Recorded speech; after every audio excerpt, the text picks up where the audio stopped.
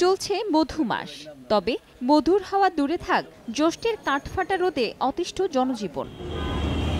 বৃক্ষহীন নগর জীবনে ক্লান্তি আর হতাশায় ভর করে গ্রীষ্মের দাবদাহ থেকে মুক্তি পেতে অস্বাস্থ্যকর পানীয় আর ফলের রসের দিকে ঝুঁকছে মানুষ। খুব ক্লান্ত, গলা বারবার শুকিয়ে যাচ্ছে। খালি পানি আর শরবত খেতে, এগুলো ছাড়া আর কিছু একদম খাইতে ভালো লাগে না। চোখে দেখা এটুকু সচেতন আমরা, যেটুকু স্যালাইন আছে এই জন্যই আর কি এটা খায়া একটু জানটা শান্তি রাখার লাগে আর কি। এমন অবস্থায় মনে করতে সারাদিন পুকুরের মধ্যে ডুবে থাকে মন চায়। তীব্র গরমে কঠিন সময় পার করছে চিড়িয়াখানার পশু পাখিরা। প্রত্যক্ষদর্শীরা জানান, খাঁচার ভেতরে কূপের পানিতে লাফালাফি করে গরম কমানোর বৃথা চেষ্টা আর ক্লান্ত হয়ে দেয়ালের ছায়ায় হাঁপানোই তাদের একমাত্র কাজ। মানুষের তো অবস্থা খারাপ, পশু পাখির তো দেখলাম জিম খাইয়ে রেখেছে হতে গেলে। গরমে তো মনে করেন আমরা নিজেও ক্লান্ত, আমাদের যে বেশি পশু ক্লান্ত, রুমে থেকে পশুগুলা বেরো না, নড়াচড়া করে না, দেখি দুর্বল হয়ে পড়ছে, অসুস্থ লাগে।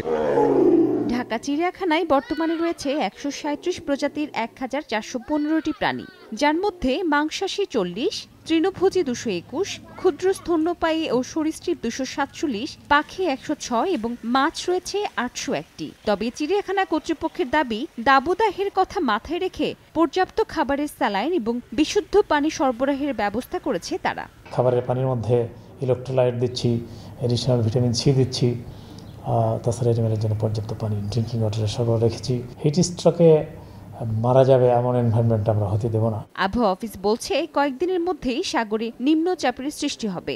এই সপ্তাহ যেটা আছে, এই সপ্তাহ এই ধরনের তাপদাহ বিভিন্ন জায়গায় বয়ে যাবে, তারপর তাপমাত্রা কমতে থাকবে এবং বিভিন্ন জায়গায় তখন বৃষ্টিপাতের সম্ভাবনা আছে।